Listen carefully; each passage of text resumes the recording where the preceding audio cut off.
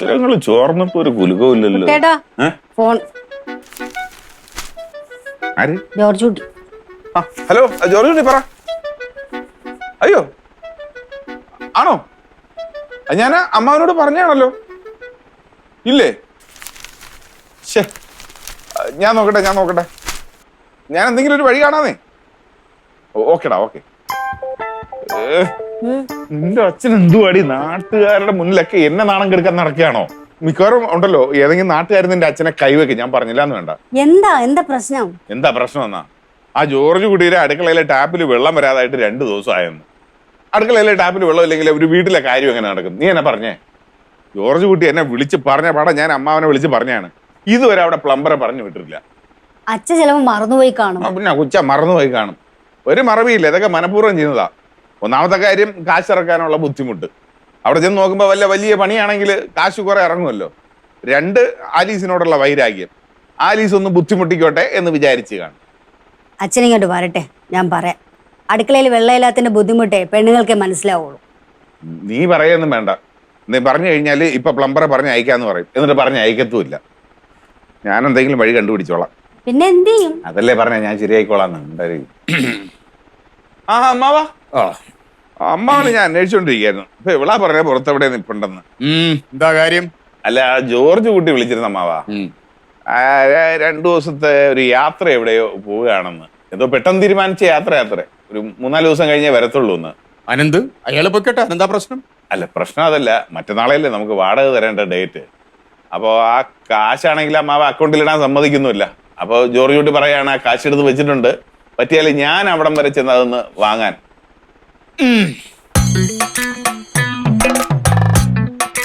കുട്ടേട്ടാ, എന്തായി പറഞ്ഞത്? എനിക്ക് മനസ്സിലായില്ല. ജോർജ് കുട്ടി പറഞ്ഞ ടാപ്പിന്റെ കാര്യമല്ലേ? യാത്രയുടെ കാര്യം പറഞ്ഞില്ലല്ലോ. പക്ഷേ ആ ടാപ്പിന്റെ കാര്യം പറഞ്ഞാൽ ഉദ്ദേശിച്ച ഗുണം ഉണ്ടാവില്ല. എനിക്കൊന്നും മനസ്സിലായില്ല. മനസ്സിലാക്കി തരാം. നീ കണ്ണടച്ചൊരു 10 വരെ എണ്ണിക്കേ. എന്തിന്? എണ്ണ്. 1 2 3 4 5 6 7 8 9 10. മതി കണ്ണു തുറന്നോ. സുലോചനെ, ഞാനൊന്ന് പുറത്തു പോയിട്ട് വരാം. അച്ഛാ എവിടെ പോകുന്നു? ഒന്നും കഴിച്ചില്ലല്ലോ. വന്നിട്ട് കഴിക്കാം. അയ്യോ, വാടക വാങ്ങാൻ വേണ്ടിയിട്ടുള്ള പോക്കാ പോയത്. പെട്ടെന്ന് ചെന്നില്ലെങ്കിലേ ജോർജ് കുട്ടി സ്ഥലം വിട്ട് കളയുമോ എന്നുള്ളത് 1ാമത്തെ പേടി. ഞാൻ ചെന്നെങ്ങാനും പൈസ വാങ്ങിച്ച് കളയുമോ എന്നുള്ളത് 2ാമത്തെ പേടി. ചെന്ന് കയറി കൊടുക്കട്ടെ. ആലീസ് കൊടുവാളുമായിട്ട് നിന്റെ അച്ഛനെ കാത്ത് അവിടെ ഇരിപ്പുണ്ട്. അയ്യോ, പിന്നെ അച്ഛൻ ഒന്നും കഴിച്ചില്ല എന്ന് പറഞ്ഞ് വിഷമിക്കണ്ട കേട്ടോ. അച്ഛനൊന്നും കൊടുത്തില്ല എന്ന് പറഞ്ഞു. ആലീസ് വയറ് നിറച്ച് കൊടുത്തേ നിന്റെ അച്ഛനെ വിടത്തുള്ളൂ. ചെന്ന് കയറി കൊടുക്കട്ടെ.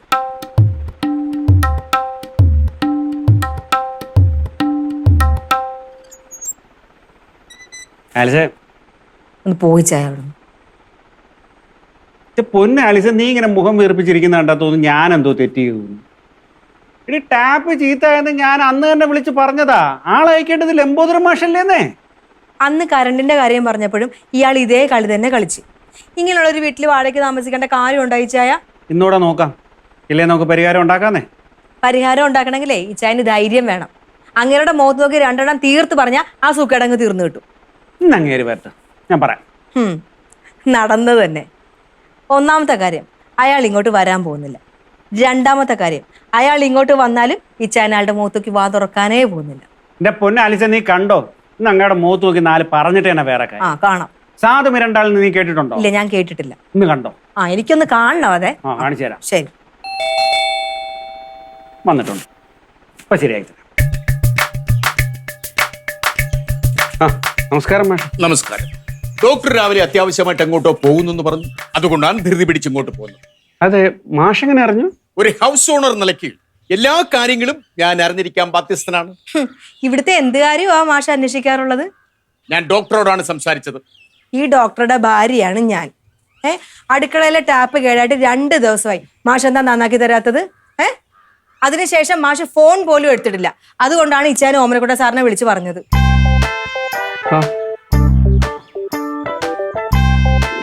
അല്ല, ജോർജ് കുട്ടി വിളിച്ചിരുന്ന അമ്മാവാ. 2 ദിവസത്തെ ഒരു യാത്ര എവിടെയോ പോവുകയാണെന്ന്. എന്തോ പെട്ടെന്ന് തീരുമാനിച്ച യാത്ര. ഒരു 3-4 ദിവസം കഴിഞ്ഞേ വരത്തുള്ളൂ എന്ന്. അനന്ത് അയാളെ പൊക്കട്ടെ, അനന്താ പ്രശ്നം? അല്ല, പ്രശ്നം അതല്ല. മറ്റന്നാളെയല്ലേ നമുക്ക് വാടക തരേണ്ട ഡേറ്റ്. അപ്പോൾ ആ കാശാണെങ്കിൽ അമ്മാവ് അക്കൗണ്ടിലിടാൻ സമ്മതിക്കുന്നില്ല. അപ്പോൾ ജോർജ് കുട്ടി പറയാണ് ആ കാശ് എടുത്ത് വെച്ചിട്ടുണ്ട്, പറ്റിയാൽ ഞാൻ അവിടം വരെ ചെന്ന് അതൊന്ന് വാങ്ങാൻ.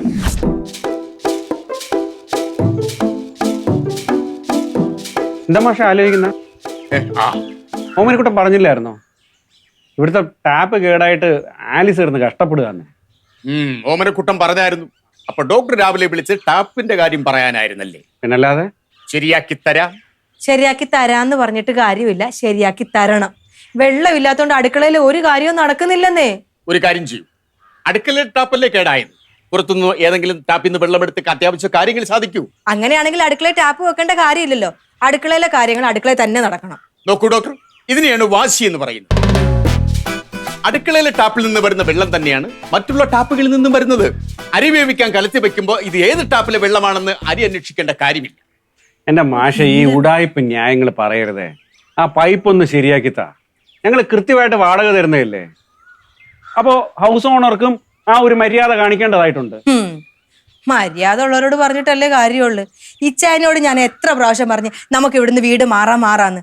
ഇവിടെ താമസിക്കുന്ന വല്ല റോട്ടിലും പോയി കിടക്കുന്നതാ. ഡോക്ടർ, നിങ്ങളുടെ ഭാര്യയോട് കുറച്ചുകൂടി മാന്യമായിട്ട് സംസാരിക്കാൻ പറയണം. എനിക്ക് ഇത്രയും മാന്യതയുള്ളൂ. താൻ വേണമെങ്കിൽ അങ്ങ് സഹിച്ചാൽ മതി. എന്താ വിളിച്ചത്? താനൊന്നു. ശരിക്കും ഇങ്ങനെയല്ല വിളിക്കേണ്ടത്, പക്ഷെ അത് ഞാൻ വിളിക്കുന്നില്ല. ഡോക്ടർ, ഈ സ്ത്രീയെ എങ്ങനെ സഹിക്കുന്നു? ഇവരെ കുറിച്ച് നാട്ടിലുള്ളവർ പറയുന്നത് എന്താണെന്ന് അറിയാമോ? മാന്യനായ ഡോക്ടർക്ക് ഈ ഭൂതനെ എവിടെ നിന്ന് കിട്ടിയെന്ന്. വീട്ടിൽ കയറി വന്നിട്ട് വെറുതെ അനാവശ്യം പറഞ്ഞാലുണ്ടല്ല. ഞാൻ പറഞ്ഞത് സത്യമാണ്. മാഷിനെ ഞങ്ങൾ ഇങ്ങോട്ട് വിളിച്ചത് നാട്ടുകാരെ നമ്മളെ കുറിച്ച് പറയുന്ന അഭിപ്രായം അറിയാനല്ല. മാഷെ, ഇവിടുത്തെ പ്രശ്നം അടുക്കളയിലെ ടാപ്പാണ്. ഇവിടുത്തെ പ്രശ്നം അടുക്കളയിലെ ടാപ്പ് അല്ല, ഇങ്ങേരുടെ നാക്കാണ്. പറ, ആരാ എന്നെ പറ്റിട്ട് മോശം അഭിപ്രായം പറഞ്ഞത്? അത് പറഞ്ഞിട്ട് താൻ ഇവിടുന്ന് പോയാ മതി. പലരും പറഞ്ഞു. അത് ആരാണെന്നാ ചോദിച്ചത്? വെറുതെ കയ്യിലിരിക്കുന്ന കാശ് മുടക്കാൻ കഴിയില്ലാത്തോണ്ട് നാട്ടുകാരെ കൂട്ടുപിടിക്കരുതേ. ഈ നാട്ടുകാർക്ക് എല്ലാവർക്കും എന്നെ പറ്റിട്ട് നല്ല അഭിപ്രായമാ. പക്ഷെ മാളികപ്പറമ്പിൽ പുരുഷോത്തമൻ അങ്ങനെയല്ല. ആര്? മാളികപ്പറമ്പിൽ പുരുഷോത്തമൻ. അതാര്? അതാരെങ്കിലും ആകട്ടെ. കഴിഞ്ഞ ദിവസം ഞാൻ പാപ്പച്ചന്റെ കടയിൽ ചെന്നപ്പോ ഈ പുരുഷോത്തമൻ എന്നോട് ചോദിക്കുക, നിങ്ങളുടെ വാടക വീട്ടിൽ താമസിക്കുന്ന ആ സ്ത്രീയെ നിങ്ങൾ എങ്ങനെ സഹിക്കുന്നു മാഷേ എന്ന്. മാഷേ, നമ്മൾ ആവശ്യമില്ലാത്ത കാര്യങ്ങൾ പറഞ്ഞ് പ്രശ്നത്തെ വഷളാക്കരുതേ. നമുക്കിവിടെ പരിഹരിക്കേണ്ടത് അടുക്കളയിലെ ടാപ്പിന്റെ കാര്യമാണ്. അതല്ലല്ലോ ഇവിടുത്തെ പ്രശ്നം. ആരാ ഈ പുരുഷോത്തമൻ? ആലിസേ, അതല്ലല്ലോ ഇവിടുത്തെ കാര്യം. അത് തന്നെ ഇവിടുത്തെ കാര്യം. പറ. ആലിസേ, നീ ഒന്ന് അടങ്ങ്. ആദ്യം നമുക്ക് പൈപ്പിന്റെ കാര്യം പരിഹരിക്കാം. പൈപ്പിന്റെ കാര്യം പരിഹരിച്ചാൽ മതി ആദ്യം. ദേശായ, ആരെങ്കിലും എന്നെ പറ്റിട്ട് എന്തെങ്കിലും പറഞ്ഞ അവരോട് ഞാൻ ക്ഷമിക്കത്തില്ല. പിന്നെ ഈ തേക്കും കാട്ടിൽ പത്രോസിന്റെ മോള് ആലീസ് ആരാണെന്നേ ഞാൻ അറിയിക്കും. നോക്കിക്കോ.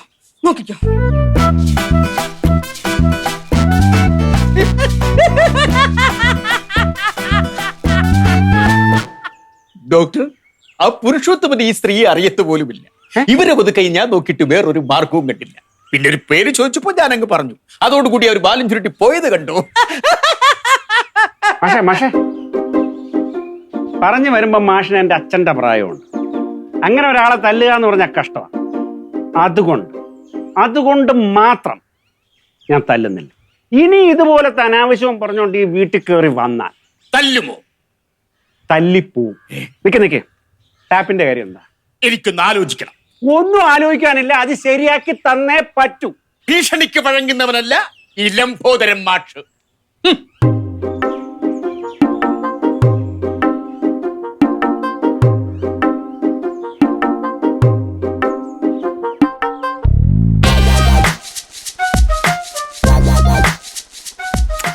മോളെ, നീ ഇങ്ങനെ പിണങ്ങല്ലേന്ന്.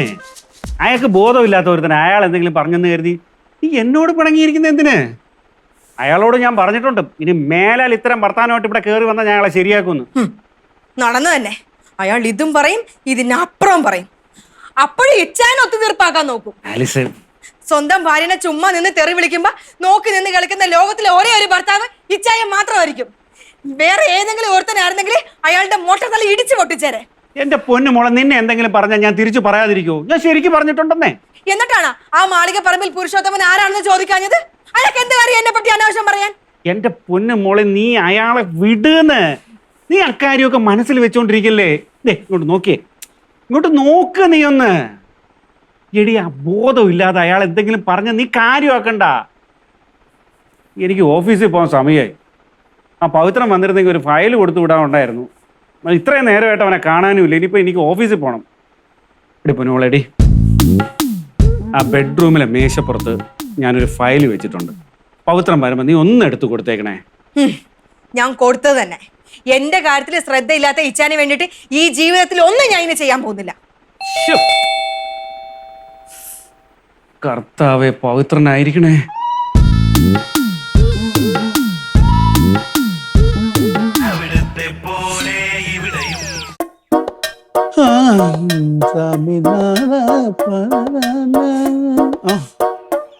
പാടി തീർക്ക്.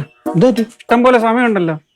രാവിലെ വരാന്ന് പറഞ്ഞല്ലേ പവിത്ര, എന്തോ ഈ കാണിക്കുന്നത്? എനിക്ക് ഹോസ്പിറ്റലിൽ പോണ്ടേ? ഡോക്ടർ എടുത്തോളാൻ മേലായിരുന്നു. ഇതിപ്പോ അത്യാവശ്യമുള്ള ഫയലൊന്നും അല്ലല്ലോ. ആ ഫയല് ആലീസിനെ ഏൽപ്പിച്ചിരുന്ന ഞാൻ ഒന്ന് മേടിച്ചോളൂ വരുന്നല്ലോ. ഞാനും അത് ആലോചിച്ചതാ. പക്ഷെ രാവിലെ ആലീസ് ഉടക്കില്ല. എന്നാ ഈ ആലീസ് ഉടക്കില്ലാത്തത്? എന്റെ സാറിന് ഇത് ശീലമായില്ല. അതൊക്കെ വിട്ടുകളയാനേ. എന്റെ വീട്ടിലെ കാര്യം തന്നെ നോക്ക്. നേരം വെളുത്താൽ എൻ്റെ അമ്മയും സുമിത്രയും നേർക്ക് നേരെ കണ്ട അന്നേരം ഉടക്കാം. ആദ്യമൊക്കെ എനിക്ക് ഭയങ്കര ടെൻഷനൊക്കെ ആയിരുന്നു. പിന്നെ ഞാനും ആലോചിക്കും എന്നാ കാര്യം, അവർ തമ്മിലുള്ള പ്രശ്നം അവർ തമ്മിൽ തന്നെ പറഞ്ഞ് അങ്ങ് തീർക്കുന്നു. നമ്മൾ ഇടപെടുന്നില്ല എന്ന് കണ്ടു കഴിയാൻ നേരത്ത് ഇവർ തമ്മിലുള്ള വഴക്കൊക്കെ അങ്ങ് തീർന്നോളും. ഇതൊക്കെ നമ്മളെ കാണിക്കാൻ വേണ്ടിയിട്ടുള്ള ഷോ അല്ലേ. സാറൊന്ന് മൈൻഡ് ചെയ്യേണ്ട നീ. ഇന്നത്തെ കേസിൽ ആലീസിനെ കുറ്റം പറയാൻ പറ്റത്തില്ല.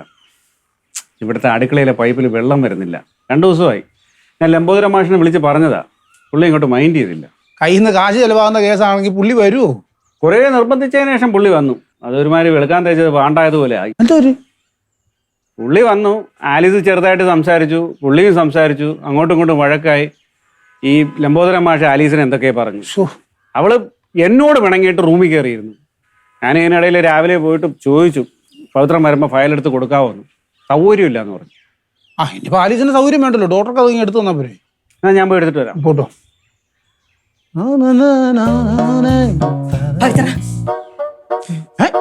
ഇതന്നെ ഇതിലെ കൂടെ വരുന്നേ. ഡോക്ടർ പറഞ്ഞു ആലീസ് അകത്താന്ന്. ഞാൻ പല സ്ഥലത്തും ഒരേ സമയം കാണും. ഇച്ചാൻ അകത്തുള്ളപ്പോ ഞാൻ അകത്ത് കാണും, പവിത്രം പുറത്ത് വരുമ്പോ ഞാൻ പുറത്ത് വരും. മറ്റേ കുമ്പിടി. അതൊക്കെ അവിടെ നിൽക്കട്ടെ. പവിത്ര, ആരാ ഈ മാളികപ്പറമ്പിൽ പുരുഷോത്തമൻ? എന്താ കാര്യം? അറിയോ? എനിക്ക് അവനെ അറിയാൻ പറ്റേ. അവനോട് വായ നോക്കിയാണ്. കല്യാണം ഒന്നും കഴിച്ചിട്ട് ചുമ്മാ പരദൂഷണം പറിച്ചില്ല. അതാണ് അവന്റെ മെയിൻ പരിപാടി. എന്തോ അവന്റെ പണി? പണിയൊന്നുമില്ല. കയ്യിലെ കാശ് തരാൻ നേരത്ത് വല്ല കൂലിപ്പണിക്ക് പോകും. കയ്യിൽ ചിരി ചില്ലറ കിട്ടിക്കഴിയാൻ നേരത്ത് പിന്നെ പണിക്ക് പോകത്തില്ല. പിന്നെ കവലയിലിരുന്ന് മറ്റുള്ളവന്റെ പരദൂഷണം പറയാ. ഇതാ പരിപാടി. എനിക്ക് ഈ പുരുഷോത്തമനെ ഒന്ന് കാണാൻ പറ്റുമോ? എന്നാ കാര്യത്തിന്? നമ്മുടെ ഈ വീടിന്റെ പുറകു വശത്തൊക്കെ ഭയങ്കര അഴുക്ക്, അവിടെയൊക്കെ ഒന്ന് ക്ലീൻ ചെയ്യാനായിരുന്നു. അതിനെന്തിനാ പുരുഷോത്തമൻ? ആലീസ് വേറെ ആരുടെയും പറഞ്ഞു ഞാൻ എത്ര പേരെ ഞാനിവിടെ കൊണ്ടുവരാം. എനിക്ക് പുരുഷോത്തമനെ മതി. അതൊന്നും ശരിയാവത്തില്ല. നീ അതൊക്കെ ഞാൻ ശരിയാക്കിക്കോളാന്ന്. പൗത്രൻ ഒന്ന് വിളിച്ചിട്ട് പുരുഷോത്തമനോട് ഇങ്ങോട്ടൊന്ന് വരാൻ പറ. ഞാൻ പറഞ്ഞത് അവൻ അങ്ങനെ നമുക്ക് അതിനെ പറ്റിയൊരു പാർട്ടി അല്ല. ഞാൻ പറഞ്ഞില്ലേ ഞാൻ ശരിയാക്കിക്കോളാന്ന്. ഒന്ന് വിളിക്ക്. വിളിക്ക്. വിളിക്കാം. ഹലോ എടാ പുരുഷോത്തമ, ഞാനാ. നീ ഇന്ന് ഫ്രീ ആണോ? ഞാൻ എന്നാ പോട്ടണല്ലേ, ഒരു പണിയില്ലാത്ത നിന്നോട് ഫ്രീ ആണോന്ന് ചോദിച്ചേ. എടാ പിന്നെ നമ്മുടെ ഡോക്ടർ ജോർജ് കുട്ടി സാറല്ലേ, അവരുടെ വീട്ടിലൊരു ശകലം പണി. നീ ഇങ്ങോട്ടൊന്ന് വരാവോ? ഇന്ന് പിന്നെ ഞാൻ ഇടപെട്ട കേസാ, വലിയ കൂലിയൊന്നും പറയരുത്. ശരി. അവനൊരു അരമണിക്കൂറിനുള്ളിൽ ഇങ്ങ് വരും. നന്നായി. പിന്നെ പവിത്ര, ഈ പുരുഷോത്തനെ വിളിച്ച കാര്യം ഞാനും പൗത്രനും മാത്രം അറിഞ്ഞാൽ മതി. തൽക്കാലം ഇച്ചാനോട് പറയണ്ട. അല്ല, അതിന് ഡോക്ടർ പറയണ്ടെന്ന് പറഞ്ഞാ പറയണ്ട. ഇനി എങ്ങാനും പറഞ്ഞ ഈ ആലീസിന്റെ സ്വഭാവം അറിയാലോ. ചില സമയത്ത് ഞാൻ എന്തൊക്കെയാ ചെയ്യുന്നതെന്ന് എനിക്ക് തന്നെ അറിയാൻ പറ്റത്തില്ല. കേട്ടല്ലോ? ഇവിടെ ഉണ്ടായിരുന്നോ? ഞാൻ നിന്നെ അകത്ത് നോക്കിയിട്ട് കണ്ടില്ല.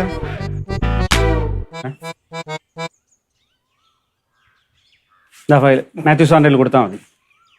പിന്നെ ഞാനൊരു കാര്യം ചോദിച്ചിട്ട്, എൻ്റെ ഒരു സംശയമാണ്. ഇതിൽ സംശയം തോന്നേണ്ട കാര്യമൊന്നുമില്ല. മാത്യു സാറിന് അറിയാം എന്താണെന്ന്. പവിത്രൻ ടെൻഷൻ അടിക്കേണ്ട കേസ് എന്താ? ഞാൻ അതല്ല ഉദ്ദേശിച്ചത്. പിന്നെ പവിത്ര എന്തോ കാര്യം പറയാനുണ്ടെന്ന് തോന്നുന്നു. അപ്പൊ ഒരു കാര്യം ചെയ്യും, മാത്യു സാറിൻ്റെ ഇത് കൊടുത്തിട്ട് ഞാൻ പറഞ്ഞു എന്ന് പറഞ്ഞാൽ മതി കേട്ടോ. ഞാൻ ഇറങ്ങുക, നീ സമയമില്ല. ഓക്കെ.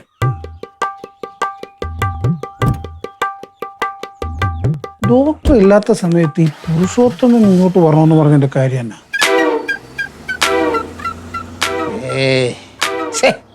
അതൊന്നും ആയിരിക്കില്ല. നാട്ടിലും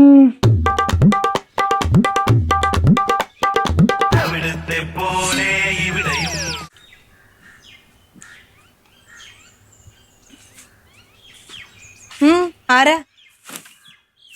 അല്ലേച്ചി ഇവിടെ എന്തോ ജോലി ഉണ്ടെന്ന് പറഞ്ഞ്.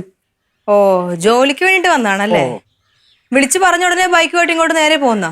അല്ലേച്ചി 2 ദിവസം കൊണ്ട് ജോലിയൊന്നും ഇല്ല നിൽക്കായിരുന്നേ, അതാ പിന്നെ പെട്ടെന്ന് വന്നത്. കേറിയോ? ഓ,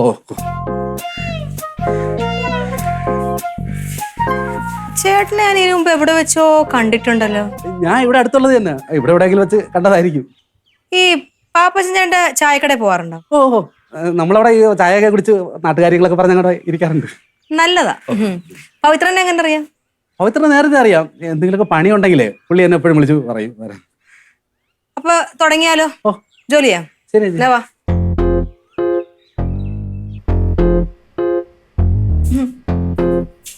വാ വാ. ഓ, ചേട്ടന്റെ വീട് എവിടെയാന്നാ പറഞ്ഞത്? ചേച്ചി വില്ലേജ് ഓഫീസില്ലേ, അതിന്റെ തൊട്ടടുത്തിരിക്കുന്നു. ആണോ? വീട്ടിലാരൊക്കെയാ ഉള്ളത്? വീട്ടില് ഭാര്യയും 2 പിള്ളേരും. ചേട്ടൻ കല്യാണം കഴിച്ചതാണോ? ഓ, ആഹാ. ഭാര്യ എങ്ങനെ, കാണാൻ സുന്ദരിയാണോ? സുന്ദരിയാണെന്ന് ചോദിച്ചാ അതിന് അയ്യോ, ചേട്ടന് നാണം വരുന്നത്.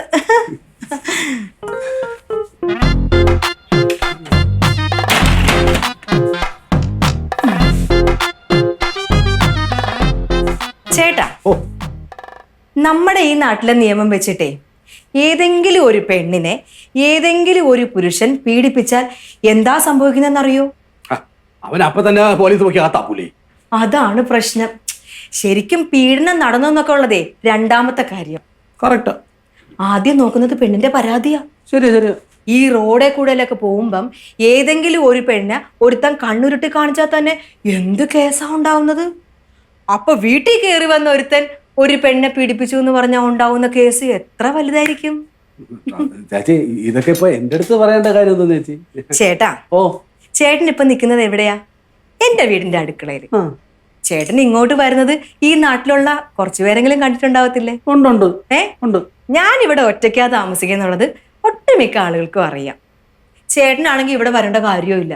ഒരു പീഡനത്തിനുള്ള സാഹചര്യം ഇല്ല ഇവിടെ. അല്ല ചേച്ചി എന്താ പറയുന്നത്? ചേട്ടാ, ഞാൻ ഇപ്പൊ ഇവിടെ നിന്ന് കൂകി നിലവിളിക്കാൻ പോവാ. എന്റെ നിലവിളി കേട്ട് നാട്ടുകാർ ഇവിടെ ഓടി വരും. അപ്പൊ ഞാൻ അവരോട് പറയും ചേട്ടൻ എന്നെ കയറി പീഡിപ്പിച്ചു. അയ്യോ, അല്ല ഞാൻ ഇവിടെ പണിക്ക് വന്നു ആവശ്യമില്ലാതെ. തന്റെ ജോലി ഞാൻ ഇന്ന് തീർക്കുന്നുണ്ട്. കണ്ട ചായക്കടയിലൊക്കെ പോയി ഇരുന്നിട്ട് മാനം മര്യാദ ജീവിക്കുന്ന പെണ്ണുങ്ങളെ പറ്റി അനാവശ്യം പറഞ്ഞല്ലേ തന്റെ പണി? ആ ജോലി ഞാൻ ഇന്ന് തീർത്തു തരുന്നുണ്ട്. ചേച്ചി ഞാൻ അങ്ങനെ ഒന്നും പറഞ്ഞിട്ടില്ലെന്ന്. താൻ പറഞ്ഞത് എന്തൊക്കെയാണെന്ന് എനിക്കറിയാം. ഇനി മേലിൽ ആവർത്തിക്കത്തില്ലെന്ന് എനിക്ക് ബോധ്യം വന്നാൽ തന്നെ ഞാൻ ഇവിടുന്ന് വിടാം. അല്ലെങ്കിൽ നേരെ പോകുന്നത് പോലീസ് സ്റ്റേഷനിലോട്ടായിരിക്കും. നിങ്ങൾ എന്ത് അനാവശ്യം വിളിച്ച് പറയുന്നത്? ആവശ്യമില്ലാത്ത ഞാൻ ഇവിടെ ജോലിക്ക് വന്നതാണ്. ആവശ്യമില്ലാത്ത പറയല്ലേ. നാട്ടുകാരെ ഓടി വരണേ, ഇവിടെ ഒരുത്തനെ എന്നെ കയറി പീഡിപ്പിക്കാൻ പോകുന്നു. കണ്ട പീഡിപ്പിക്കുന്ന സമയത്ത് ഞാൻ കരയാതിരിക്കാൻ വേണ്ടില്ലേ താന്റെ വാപുത്തിയത് അല്ലേ? എന്റെ പൊന്നു പെങ്ങളെ എന്നെ വെറുതെ പറഞ്ഞു. വീട്ടില് ഭാര്യ 2 പിള്ളേരും ഉള്ളതാണ്. പെങ്ങളാ? ഈ പെങ്ങളെ പറ്റിട്ടാണോ താൻ കവലെ പോയിരുന്ന അനാവശ്യം പറഞ്ഞുകൊണ്ടിരുന്നത്? സത്യം ഞാൻ ഒന്നും പറഞ്ഞിട്ടില്ലെന്ന്. താൻ ഇനി ഒന്നും പറയണ്ട. മേലിൽ ഒരു സ്ത്രീനെ പറ്റിയിട്ട് അപവാദം പറയത്തില്ല എന്നും പറഞ്ഞ് 100 പ്രാവശ്യം ഏത്ത വിട്ടിട്ട് പൊക്കോ. പെങ്ങളെ ഞാൻ ഒന്നും പറഞ്ഞിട്ടില്ലെന്ന്. അതെടു തുടങ്ങിക്കോ. 1 2 3 4 നിർത്തരുത്. ഞാനിപ്പൊ ആരാ നോക്കിട്ട് വരും. 5 6 7